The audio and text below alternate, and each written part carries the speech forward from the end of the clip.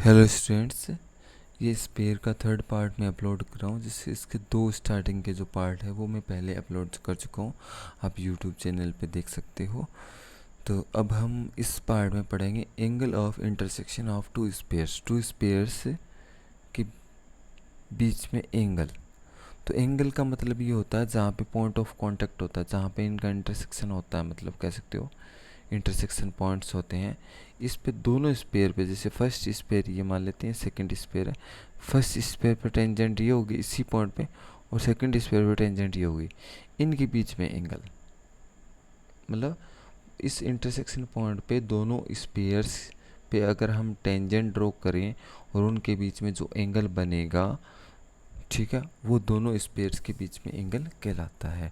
ठीक है, अगर ये एंगल 90 डिग्री का होता, अगर 90 डिग्री का होता, मतलब कितना भी हो सकता है, 60 70 कितना भी एंगल हो सकता है, अगर ये 90 डिग्री का होता, ठीक है ना, एंगल की वैल्यू 90 डिग्री होती, तो इन दोनों स्पेयर्स को हम ऑर्थोगोनल स्पेयर्स कहते हैं।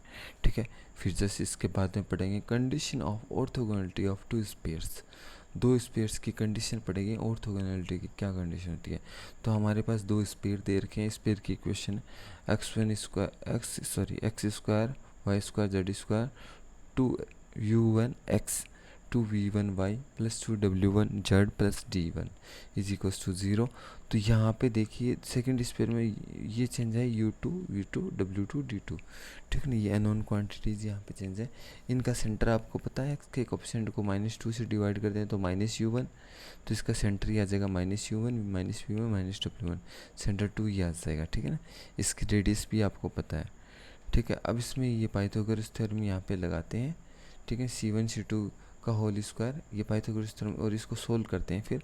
तो आपके पास ऑर्थोगोनलिटी कंडीशन होती है 2u1u2 plus 2v1v2 plus 2w1w2।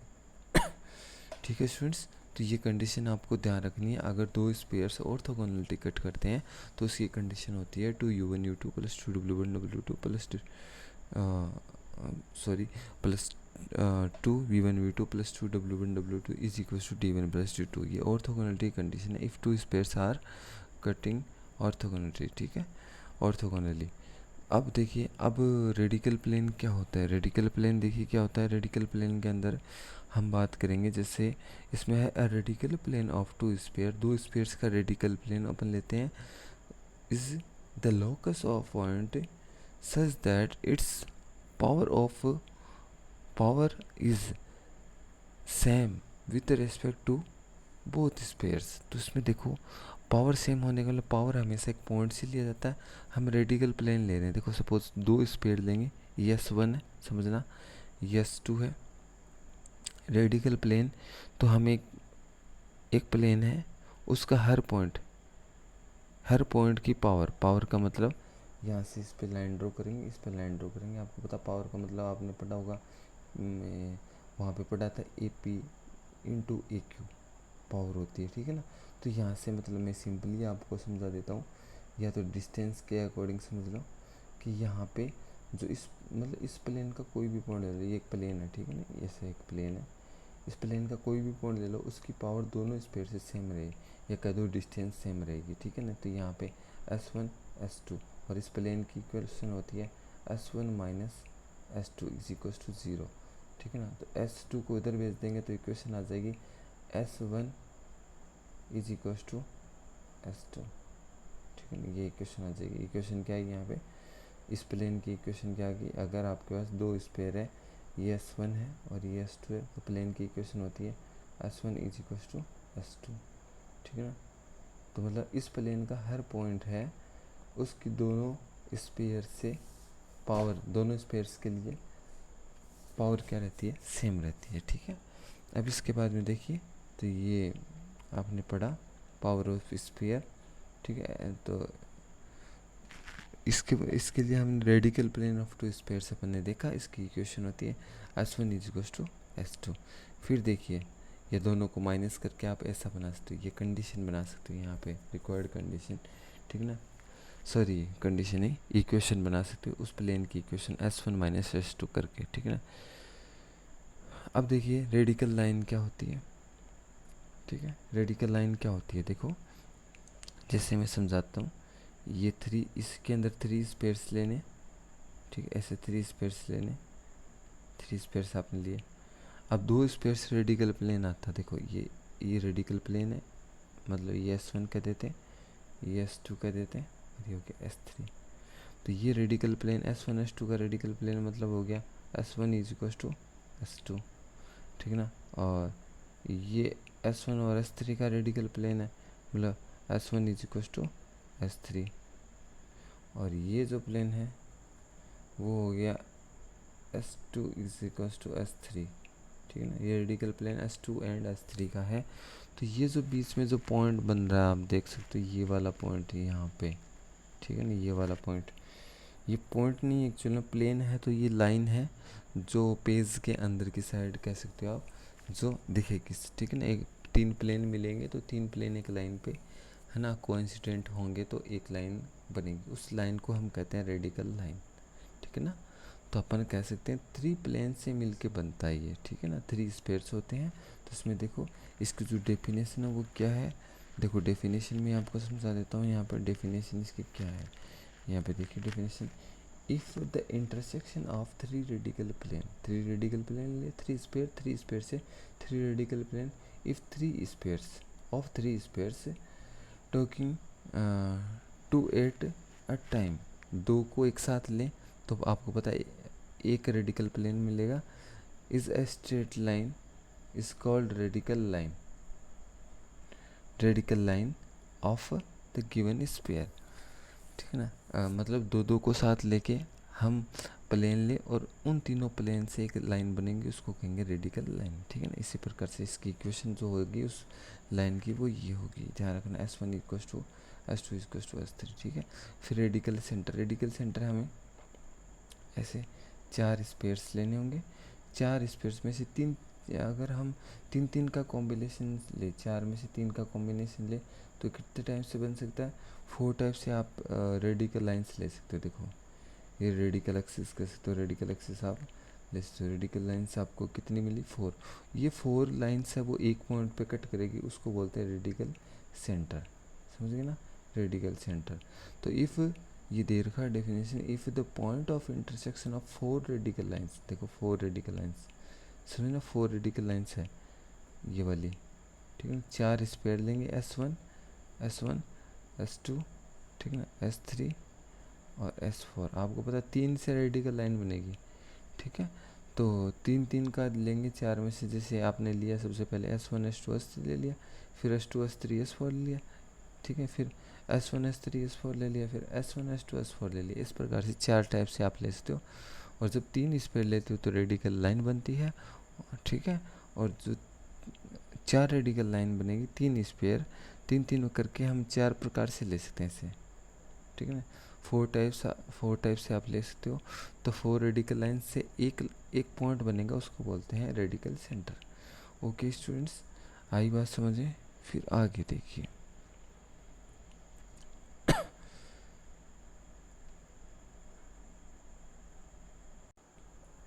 हाँ, फिर इसके बाद है system of coaxial sphere, system of coaxial spare.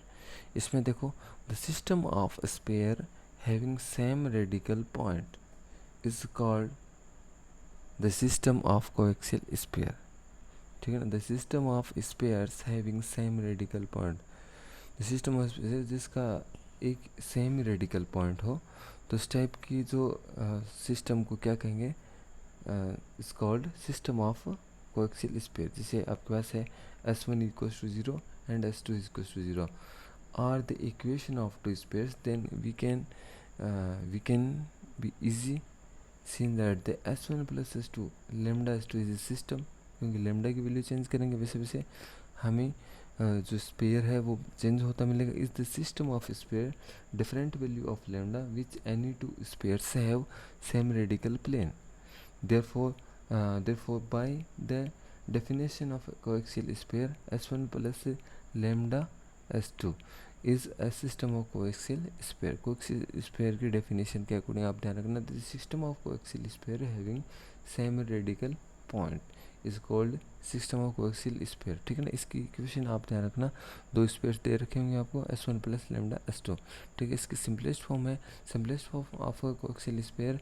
इसके अंदर देखो ये तो आपको पता है, जब मैं बात करता हूँ इसकी जैसे मैंने कह दिया, इसकी अगर अपन सिंपलेस्ट फॉर्म बात करें, सिंपलेस्ट फॉर्म मतलब इसने लिया है कि दो स्फीयर है, इन दोनों के सेंटर को मिलाने वाली जो लाइन है वो एक्स एक्सिस है, ठीक है ना। और इसका रेडिकल प्लेन है वो क्या है, रेडिकल प्लेन है वो वाई जेड प्लेन है, मतलब वाई जेड प्लेन, समझ गए ना। मतलब इनके सेंटर को मिलाने वाली तो हो गई एक्स एक्सिस, ये वाली जो सेंटर को मिलाने वाला दोनों ये तो हो गई एक्स एक्सिस, और इसका जो रेडिकल प्लेन है वो क्या है, y z plane. Y z plane का मतलब x equals to zero plane, ठीक है ना, x equals to zero plane, ये रेडिकल प्लेन है, दिख रहे हो, ठीक है। ठीक है, तो अब हम इसके लिए बात करते हैं। तो यहाँ पे देखो अगर एक्स एक्सिस है तो आपको पता है कि इसका जो सेंटर होगा, दोनों स्फीयर का सेंटर कुछ ऐसा होगा भाई, एक्स एक्सिस पे सेंटर होगा तो मतलब इसमें वाई ज़ीरो होगा और जेड भी क्या होगा, ज़ीरो होगा। तो यहाँ से वी ज़ीरो डब्ल्यू ज़ीरो हो जाएगा, ठीक है ना। तो अब यहाँ पे इसके कोऑर्डिनेट्स फिर क्या आएंगे, इसको एक्स के कोएफिशिएंट को -2 से डिवाइड करिए, ठीक है ना, तो इस प्रकार के कोऑर्डिनेट आ जाएंगे, ठीक है। ये वैल्यूज यहाँ पर रखते हैं, कुछ इस प्रकार के स्पेस लिए, ठीक है। फिर रेडिकल प्लेन की इक्वेशन लिखेंगे, रेडिकल प्लेन की इक्वेशन करेंगे तो S1 माइनस S2 कर देंगे, S1 माइनस S2 ऐसा आ जाएगा। फिर x का coefficient but the radical plane is x equals to 0, radical plane है वो क्या है, x इक्वल्स टू 0 यहाँ पे अपन ले रहे हैं। तो यहाँ से अपन कंपेयर करेंगे इससे, x इक्वल्स टू 0 से कंपेयर करेंगे, इससे कंपेयर करेंगे तो इसमें x का कोएफिशिएंट कितना है, इस वाले प्लेन में देखो x का कोएफिशिएंट कितना है, x का कोएफिशिएंट यहाँ पे 1 है, ठीक है। और यहाँ पे x का कोएफिशिएंट कितना है, यहाँ पे x का कोएफिशिएंट, ठीक है, ये, ठीक है। तो यहाँ से दोनों कंपेयर किया तो यहाँ पे लिखा 2u1 माइनस u2 और इसका कोएफिशिएंट हो गया 1, वो डिवाइड में कर दिया, और यहाँ पे d1 माइनस d2 यहाँ लिख दिया, और इसमें d1 माइनस d2 है नहीं तो अपॉन में 0 लिख दिया, ठीक है ना। तो इसको सिंप्लीफाई किया तो क्या है, देखो यहाँ से क्या रिजल्ट आया, अगर 0 को इधर ट्रांसफर कर देता हूँ d1 is equal to d2 आ जाएगा, ठीक है। d1 is equal to d2 और इसको क्या लिख दिया, d लिख दिया, और ये जो d की वैल्यू है वो यहाँ पे रख दी,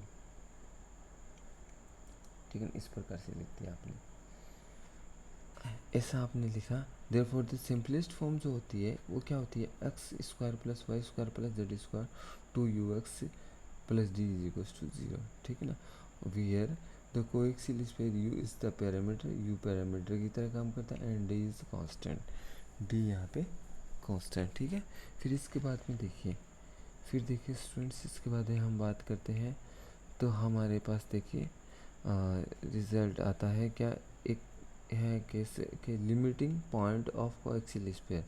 लिमिटिंग पॉइंट क्या होता है, जो आपके पास कोएक्सियल स्फीयर आता है उसकी जो रेडियस होती है वो 0 हो जाए, तो limiting point of system of coaxial sphere, limiting point of system of coaxial sphere are the sphere of 0 radius क्या होता है 0। तो आपको पता है इसकी रेडियस निकालनी आती है आपको, यू स्क्वायर फॉर्मूला लगा देंगे वही रेडियस का। इसका सेंटर देखो क्या होता है, इसका सेंटर होता है इसके कोएफिशिएंट को -2 तो माइनस यू और वी क्या हो गया 0,0, ठीक है ना, ये आ गई।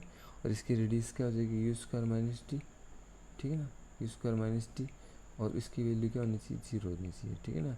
तो लिमिटिंग पॉइंट के लिए वैल्यू, तो यहाँ से हम क्या निकालेंगे, यू निकालेंगे, और जो पॉइंट का मतलब हो गया, जो आपका कोएक्सियल स्फीयर एक पॉइंट बन गया, तो यहाँ पे u की वैल्यू ये रख देंगे, इस वाले में ये u की वैल्यू यहाँ रखेंगे तो ये वैल्यू मिल जाएगी। तो ये जो पॉइंट है मतलब ये सेंटर है ना, जो सेंटर है, दो कोएक्सियल कोऑर्डिनेट सेंटर ऑफ ए वो स्फीयर ये दे दिया, रेडियस विल बी, रेडियस 0 हो जाएगी तो ये सेंटर ही बन जाएगा, सिर्फ सेंटर रह जाएगा क्योंकि रेडियस तो 0 हो गई, तो लिमिटिंग पॉइंट यही रहेगा, समझ गए ना। तो ये लिमिटिंग पॉइंट कैसे आएगा जब लिमिटिंग पॉइंट कैसे आएगा, जब उसकी रेडियस क्या हो जाएगी 0 हो जाएगी, रेडियस को 0 करना ये ध्यान रखना। The limiting point of any system will be real और इमेजिनरी, डी पॉजिटिव होगा तो रियल होगा, डी नेगेटिव होगा तो क्या होगा, इमेजिनरी होगा, ठीक है। चलिए अब देखिए, फिर सबसे पहला अपन क्वेश्चन लेते हैं, prove that every sphere through the circle every sphere, prove that the every sphere through the circle, circle से पास होने वाला आपको पता है ये एस है और ये पी है, प्लेन है, तो S plus lambda P circle से पास होने वाला स्पेयर, तो एक फैमिली ऑफ स्पेयर आएगी, एस प्लस लेमडा पी अपन कर देंगे, एस प्लस लेमडा पी, ये फैमिली ऑफ स्पेयर है, देखो दोनों को लेमडा लगा के जोड़ दिया, कट ऑर्थोगोनली विथ दिस, है ना, इससे ऑर्थोगोनली कट करता है, तो इसको ऑर्थोगोनली कट करवाएंगे किसके साथ में, इसके साथ में, ये भी एक इस पे फैमिली ऑफ स्पेयर है, तो इसके फैमिली ऑफ स्पेयर देखो म्यू में ऐड कर दिया, ठीक है ना। अब ऑर्थोगोनली कंडीशन आपको याद होनी चाहिए, क्या लिखाई थी, 2u1 u2 plus 2v1 v2 plus 2w1 w2 is equals to d1 plus d2, तो यहाँ से आपको u1 निकालना है, u1 जो होता है वो क्या होता है, यहाँ से क्या लिखोगे, u1 होता है वो x का कोफिशिएंट आप लोगे, मतलब सॉरी 2 से डिवाइड करके लोगे, ठीक है ना, x के कोफिशिएंट को 2 से डिवाइड करेंगे, तो यहाँ पे कितना आ गया, यहाँ पे x का कोफिशिएंट 2 है, ठीक है, -2 से नहीं +2 से डिवाइड करोगे, क्योंकि आपके पास फॉर्मूला होता है 2u u1x होता है, तो यहाँ से u निकालना है, तो मतलब x के कोफिशिएंट मतलब ये, इसको 2 से डिवाइड करेंगे तो u1 आ जाएगा, तो यहाँ पे देखो ये है आपके पास में x का कोफिशिएंट, इसको 2 से डिवाइड कर दीजिए तो कितना आएगा, -a आ गया, तो u1 आ गया -a, साथ साथ में वैल्यू रख देते हैं, तो फॉर्मूला क्या होता है 2u1, ठीक है ना, इसमें देखो x का कोफिशिएंट है 0 है, तो यहाँ पे आ गया 0 प्लस 2, इसमें 2 लिखा नहीं है, 2v1, तो 2v1 यहाँ से देखो y का कोफिशिएंट 0 है, y का कोफिशिएंट 0, और यहाँ पे y का कोफिशिएंट को 2 से डिवाइड करेंगे तो म्यू बाई 2, तो 2 से 2 कैंसिल हो गया, फॉर्मूले में जो 2 आएगा, ठीक है, 2v1 v2 plus 2w1 w2 is equals to d1 यहाँ पे प्लस आर स्क्वायर और यहाँ पे माइनस आर स्क्वायर, तो आपके पास ये आ जाएगा, तो यहाँ पे ये जो कंडीशन है वो क्या होती है, सेटिस्फाई होती है, ठीक है ना, तो ये इसने कहा कि ये ऑर्थोगोनली कट करते गए, इधर भी 0 बन गया और इधर भी 0, तो दोनों साइड 0 बना, इसका मतलब ऑर्थोगोनली ये क्या करता है, कट करता है। ओके स्टूडेंट्स, ये ध्यान रखना। फिर देखो एक क्वेश्चन है यहाँ पे, 2 स्पेयर्स ऑफ रेडियस r1, दोनों क्वेश्चन वो भी इम्पोर्टेंट है, ये भी इम्पोर्टेंट है,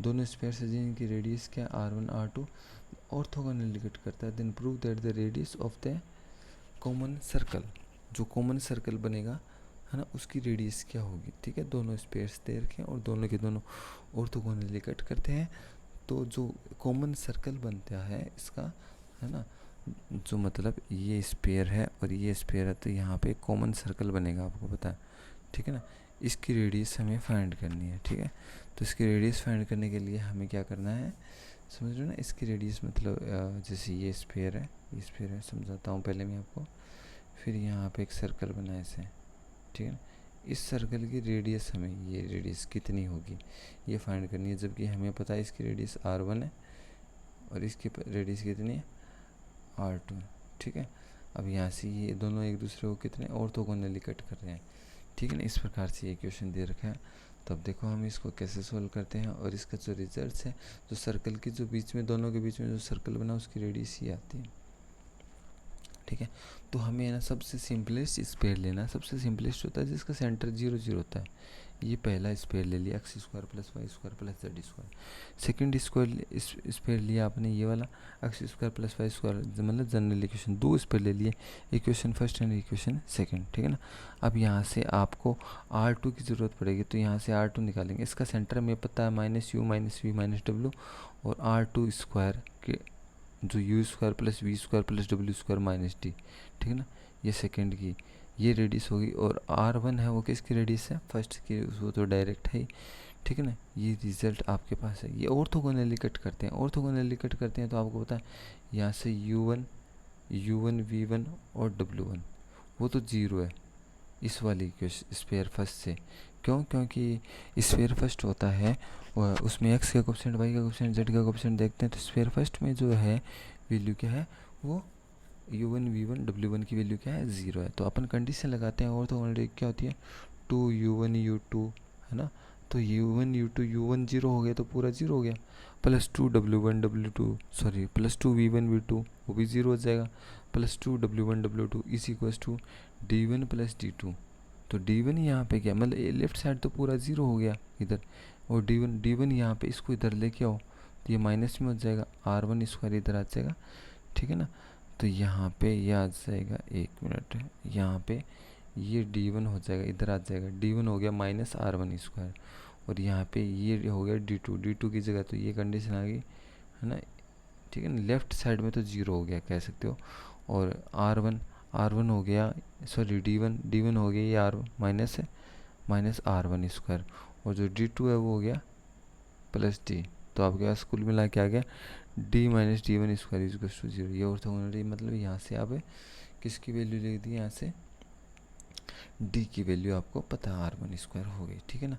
अब देखो आपको फाइंड करना है भाई, दोनों ये स्पेयर है तो यहाँ पे आपका सर्कल बनेगा, तो यहाँ पे जो प्लेन बनेगा कॉमन प्लेन उसको कहते हैं s1 - s2 = 0। तो हम करेंगे s1 - s2, तो हमने कंडीशन लगाई s1 - s2 = 0। तो आपके पास क्या बचा, ये चीज़ बची। अब u/v/w हमारे पास है नहीं, ठीक है ना। अब देखो ये आपके पास उस प्लेन की इक्वेशन आ गई। अब हम क्या करेंगे, इस प्लेन पे जो आपके पास फर्स्ट जो आपने सर्कल लिया है, सॉरी फर्स्ट जो स्पेयर लिया है वो सिंपलेस्ट स्पेयर लिया, ठीक है ना। तो उस सिंपलेस्ट स्पेयर का जो सेंटर था वो आपने 0 0 लिया था, ठीक है ना। अब ये प्लेन की इक्वेशन ये अभी भी निकाली जो ये है, ठीक है ना। अब आपको पता है इसका सेंटर आपने, इसका क्या है 0, 0, 0, ये इसका सेंटर, इससे आप परपेंडिकुलर ड्रॉ कर दोगे, ये परपेंडिकुलर यहाँ पे आप ड्रॉ करोगे, ठीक है। परपेंडिकुलर ड्रॉ करेंगे, इस इक्वेशन में हम x की जगह 0 रखेंगे, यहाँ पे y की जगह 0, ठीक है, z की जगह 0 रखेंगे, और ये बच गया यहाँ पे ऊपर परपेंडिकुलर में r1², इसने स्क्वायर कर रखा पहले से, ठीक है। तो r1² का स्क्वायर कर दिया तो r4 आ जाएगा, ठीक है ना। परपेंडिकुलर ड्रॉ कर, फिर x का कोएफिशिएंट u², v², w², ये यहाँ आ गया, और यहाँ पे रूट आता है, इसने p² कर रखा है पहले से तो इसका रूट हट जाएगा।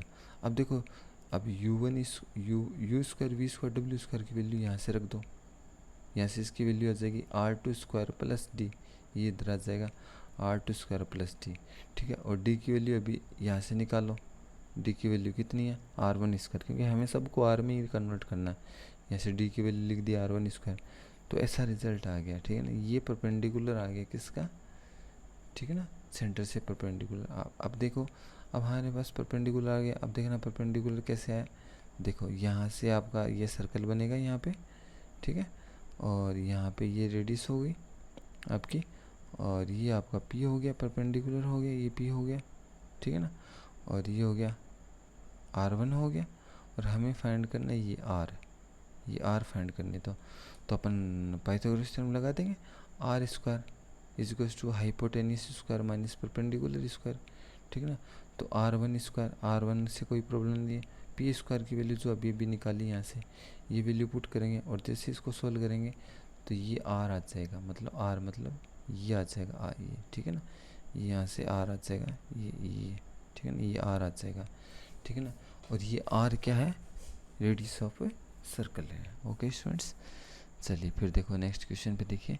फिर नेक्स्ट क्वेश्चन है find the equation of sphere that passes through the circle. Equation of sphere passes through the circle cuts orthogonality with sphere. ये जो क्वेश्चन है एग्जाम्पल फर्स्ट की तरह, ये देखो पूरा का पूरा एग्जाम्पल फर्स्ट की तरह है, तो हम इसको देखना बहुत आसानी से। तो आपको फाइंड क्या करना है, सबसे पहले हमें फाइंड करना है यहाँ पे, चलो find the equation of sphere passes through the circle. Circle के लिए एक स्फीयर दे रखा है, ये स्फीयर है और ये प्लेन है, ठीक है ना। तो आपको पता है कैसे लिखते हैं अपन को ध्यान, अपन लिखते हैं s + λp, ये ऐसे लिख दिया, ठीक है। s + λp आपने लिखा यहाँ पे, ठीक है, और इसको सिंप्लीफाई कर लिया। अब इसने कहा है कि ये जो स्फीयर है ना, ये वाला स्फीयर है ना, इससे ऑर्थोगोनली कट करता है। ये जो अभी आपने बनाई, ये दोनों ऑर्थोगोनली कट करते हैं, ठीक है ना, ये दोनों है, ये ऑर्थोगोनली एक दूसरे को कट करते हैं। तो यहाँ से हम U1 V1 W1 और यहाँ से U2 V2 W2 आसान है। यहाँ से सब U1 U2 किसी को भी कह सकते हो। जैसे यहाँ पे U1 कहा, जैसे U2 कहो, U2 कहा तो x का कोफिशिएंट 2 है, 2 से डिवाइड कर दो तो 1 आ गया। इसको 2 से डिवाइड करोगे तो 2 आ जाएगा, इसको 2 से डिवाइड करेंगे तो -3 आ जाएगा। तो U2 V2 W2 आपने निकाल लिया और D2 कितना है 11 है, ठीक है ना, ये 11 है। इसी प्रकार x का कोफिशिएंट इसको 2 से डिवाइड कर दो, ठीक है। तो फॉर्मूला होता है ऑर्थोगोनल, ये दोनों ऑर्थोगोनली कट करते हैं स्पेयर। तो ये कट 2 U1 हो गया, 2 से डिवाइड कर दो और इसको 2 से डिवाइड किया तो U2 आया था 1। 2 V1 इसको 2 से डिवाइड कर दो और इसको y के कोफिशिएंट को 2 से डिवाइड करेंगे तो आ गया 4 था यहाँ पे, ठीक है ना। ये दिख नहीं रहा, चलो मैं दिखाता हूँ इसको, ठीक है ना। तो यहाँ पे कितना 4, इसको 2 से डिवाइड करेंगे तो ये आ जाएगा 2 + 2 W1। अब W1 देखो, W1 कितना है, W1 यहाँ पे आप इसको है ना डिवाइड करेंगे अपन, है ना 2 से, ये आ जाएगा। और यहाँ पे आप देख तो -6 है, इसको 2 से डिवाइड कर दो -3 इक्वल टू D1 यहाँ पे कितना है, D1 इसको मान लो ये हो गया D1 प्लस ये D2, किसी को भी D1 D2 मान सकते हो। इसको सिंप्लीफाई करने के बाद लेमडा की वैल्यू आ गई और लेमडा की वैल्यू हमें कहाँ रखनी है, उसी स्पेयर में लिखनी है, ठीक है। इक्वेशन नंबर फर्स्ट में लिखनी है, समझ गए ना। ये जो वैल्यू है लेमडा की कहाँ रखनी है, ये लेमडा की वैल्यू इसमें कहीं पे रख दो, चाहे कहीं पे भी रख दो, चाहे इसमें रख दो, इसमें रख दो, दोनों एक इक्वेशन, ठीक है। इस प्रकार से आपको रखनी है तो वो स्पेयर की इक्वेशन आ जाएगी, जो कहाँ से पास होता है, एक सर्कल से पास होता है। सर्कल मतलब एक तो आपको क्या दिया होगा, स्पेयर दिया होगा, और एक क्या दिया होगा, प्लेन। तो s प्लस लेमडा पी करके एक सर्कल से पास होने वाली फैमिली ऑफ स्पेयर मिलेगा, सर्कल से पास होने वाले फैमिली ऑफ स्पेयर, ठीक है ना, ध्यान रखना। फिर देखो, फिर फोर्थ जो एग्जाम्पल है वो इस प्रकार से, find the equation of sphere touches the sphere, ठीक है ना। Find the equation of sphere touches the plane, इस प्लेन को टच करता है, एट इस पॉइंट पे टच करता है, and also cut the sphere, है ना, और इस स्पेयर को ऑर्थोगोनली कट करता है, ऐसे दे रखा है, ठीक है ना। तो आपको दे क्या रखा है, एक इस प्लेन को इस पॉइंट पे टच करता है, ठीक है स्टूडेंट्स। तो मैं एक बार रफ कर देता हूँ सारी चीज़ें। ये प्लेन है, ठीक है, और ये लो आपका पॉइंट हो गया, ठीक है ना। अब हमें वो स्पेयर नहीं, हमें find the equation of sphere, sphere की इक्वेशन फाइंड करनी है। और ये इसका टेंजेंट प्लेन है, ये वाला जो है ये टेंजेंट प्लेन है जो इस पॉइंट पे टच करता है, समझ गए इतनी बात। ये स्पेयर है, ठीक है, और ये लो ये पॉइंट कितना है 1 2 1, ये पहले से यहाँ पे 1 1 2 -2 1, ये पॉइंट ऑफ कांटेक्ट है। इस प्लेन की इक्वेशन ये हो गई, ठीक है ना, इस प्लेन की इक्वेशन, ठीक है। इस स्पेयर की इक्वेशन हमें फाइंड करनी है, तो इस स्पेयर को मान लेंगे एक्स स्क्वायर, जनरल इक्वेशन मान लेंगे स्पेयर की। तो अब हमें चाहिए यू चाहिए, वी चाहिए, डब्ल्यू चाहिए और डी चाहिए इसकी इक्वेशन लिखने के लिए। अब हमें पता है ये टेंजेंट प्लेन है, टेंजेंट प्लेन की कंडीशन लगाएंगे। जैसे ये पॉइंट तो हमें पता ही है x1, ठीक है ना। तो यहाँ से हम ये लो हम टेंजेंट प्लेन की इक्वेशन लिखते हैं x1। एक तो हमें पता है टेंजेंट प्लेन की इक्वेशन, एक अपनी तरफ से लिखते हैं इस पॉइंट पे, पॉइंट दे रखा है तो अपन को, तो x1 ये हो गया, सॉरी तो x1 प्लस y1 ये हो गया, प्लस z1 प्लस 2u, ठीक है ना। अब मैंने बताया था वैसे ही आपको करना है, x से क्या लिखना है, x प्लस x1 मतलब 1/2 तो आता है। तो यहाँ से देखो इस वाले x में रखना है, यहाँ पे 2u, x की जगह x प्लस 1/2 करोगे तो इस 2 से ये 2 कैंसिल हो जाएगा, तो ऐसे आ जाएगा। तो ये अपन ये वैल्यू, ये टेंजेंट प्लेन की इक्वेशन यहाँ से ही आ जाएगी, ठीक है। अब इसका जो कंपैरिजन अपन है ना, इसका कंपैरिजन हम किससे कर देंगे, जो गिवन टेंजेंट प्लेन उससे कर देंगे, ठीक है ना।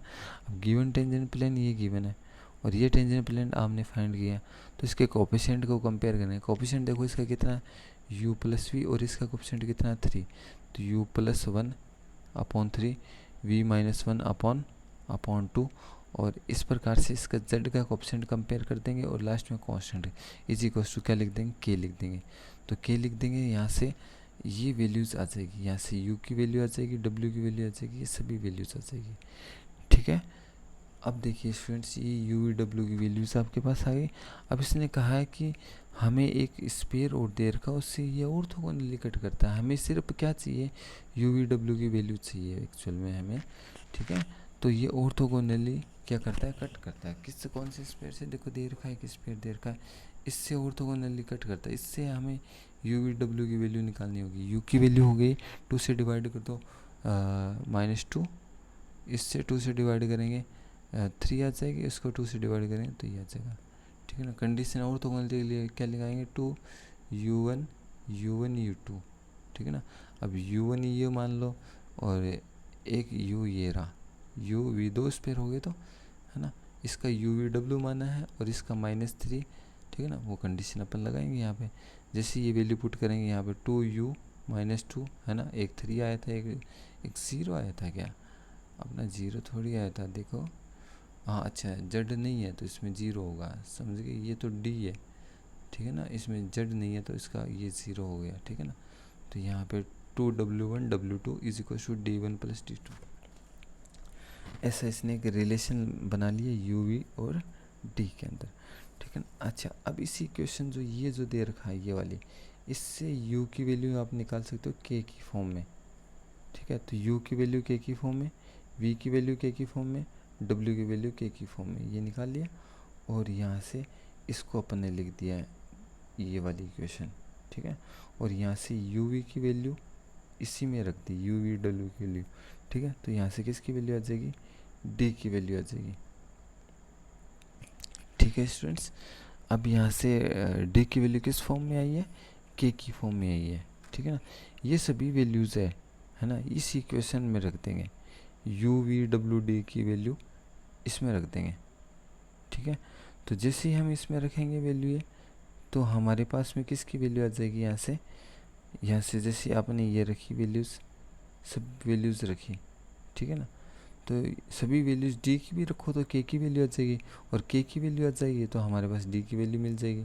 अब जैसे k की वैल्यू आ गई तो k की वैल्यू आ गई तो यहाँ से k की वैल्यू रख देंगे तो हमारे पास u मिल जाएगा, v मिल जाएगा, w मिल जाएगा, d भी मिल गया, तो सारी चीज़ें मिल जाएगी, u v w d की वैल्यू आपको मिल जाएगी। समझ रहे हो ना, कंपैरिजन से आपको ये लिखना है। ठीक है, फिर ये ऑर्थोगोनलिटी, ये कंडीशन बन गई, यहाँ से u v w और ये इक्वेशन k की फॉर्म में आ गई, और ये सभी वैल्यूज़ किस में रख दो, ये ऑर्थोगोनलिटी वाला ये आपने रिजल्ट बनाया था, है ना, इसमें रख दीजिए।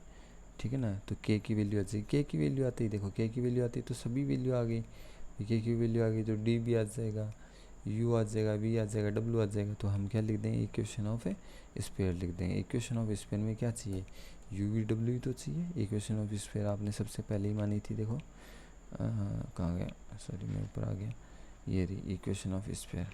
ठीक है ना, तो आपने u v w तो मानी थी, यहाँ से इक्वेशन ऑफ स्पेयर, इसमें u v w की वैल्यू आप लिख सकते हो और इक्वेशन ऑफ स्फीयर लिख सकते हो। अब चलिए, अब आपका है एग्जाम्पल नंबर 5। एग्जाम्पल नंबर 5 ये है, एग्जाम्पल नंबर 5 कह रहा find the limiting point of a coaxial system. तो आपको पता है इसकी रेडियस 0 के इक्वल होनी चाहिए। तो यहाँ से देखो आपके पास ये S1 है, ये S2 है, coaxial system, the system of coaxial system आपको पता है S1 plus lambda S2, S1 plus lambda S2, ऐसा कर दिया। इसको थोड़ा सिंप्लीफाई कर दिया, एक्स स्क्वायर एक साथ कर लिया। ठीक है ना, एक्स स्क्वायर को साथ करेंगे ना, तो एक्स स्क्वायर को साथ करेंगे तो इसका कोफिशिएंट 1 है, इसका कोफिशिएंट लेमडा है, तो एक्स स्क्वायर को कॉमन लेंगे तो 1 प्लस लेमडा आएगा। फिर सब में वाई स्क्वायर को कॉमन लेंगे तो इसमें भी 1 प्लस लेमडा आएगा, जेड स्क्वायर को कॉमन लेंगे तो इसमें भी 1 प्लस लेमडा आएगा। ठीक है ना, तो इसमें क्या करना है आपको, 1 प्लस लेमडा का सब में डिवाइड कर देना, तो ये डिवाइड में चला जाएगा, तो ऐसा कुछ रिजल्ट्स बन जाएगा। तो यहाँ से मतलब आप क्या करोगे, यहाँ से सबसे पहले इसका सेंटर निकाल लो। इसका सेंटर निकालोगे, एक्स का कोफिशिएंट कितना है, ये एक्स का कोफिशिएंट ये है, देखो 3/1 प्लस लेमडा, इसको 2 से डिवाइड कर दो। ठीक है, तो इसका जो सेंटर आएगा वही आ जाएगा, -2 से डिवाइड कर दो, सॉरी, तो और y का कोफिशिएंट को -2 से डिवाइड कर दो, इसको -2 से डिवाइड करो तो ये आ जाएगा। भी देखो नीचे डिवाइड हो रहा है 2 से। ठीक है ना, इसको डिवाइड करेंगे तो ये 6 हो जाएगा, 3 2 से -2 से डिवाइड करेंगे ये माइनस प्लस हो जाएगा। ठीक है स्टूडेंट्स, तो यहाँ से आपके पास ये आ जाएगा, ये सेंटर आ गया। रेडियस क्या होती है? रेडियस होती है रूट ओवर ये जो आपने यहाँ इसका स्क्वायर कर दो, इसका स्क्वायर कर दो, इसका स्क्वायर कर दो, इसका स्क्वायर करेंगे तो ये आएगा, ये आएगा, ये आएगा। फिर माइनस डी है 6, तो ये -6 हो जाएगा। और लिमिटिंग पॉइंट के लिए ये जो रेडियस है इसकी वैल्यू किसके इक्वल होनी चाहिए? 0 के इक्वल होनी चाहिए। तो इसको 0 के इक्वल कर दो, इसको एलसीएम वगैरह लेके, है ना, एलसीएम आ जाएगा, क्योंकि नीचे तो सब में सेम ही बन रहा है, 1 + लैम्डा 1 + लैम्डा, सिर्फ यहाँ पे इंटू हो जाएगा 1 + लैम्डा से। ये एलसीएम इधर 0 की साइड चला जाएगा जो एलसीएम लेंगे, तो इसको सिंपलेस्ट फॉर्म ऐसी बन जाएगी। इसको और सोल्व करेंगे तो लैम्डा की 2 वैल्यू आ जाएगी, ठीक है ना। और ये जो दोनों वैल्यू लैम्डा की है वो इस कहाँ पे रख देंगे? इस सेंटर में रख देंगे, जो सेंटर आपने ले रखा है यहाँ पे रख देंगे। ये जो लैम्डा की वैल्यू है वो यहाँ पे रख देंगे, ठीक है ना। लैम्डा की 2 वैल्यू आई है, तो इस प्रकार से आपके पास में रिजल्ट मिलेगा। ओके स्टूडेंट्स, इस प्रकार से है। इसके बाद में एक्सरसाइज है। Thank you students. इसके बाद में कोई भी डाउट्स हो आप पूछ सकते हो, एक्सरसाइज के क्वेश्चंस आप कर सकते हो। ओके स्टूडेंट्स, इसके बाद में हम सिलेंडर एक वीडियो बनाएंगे।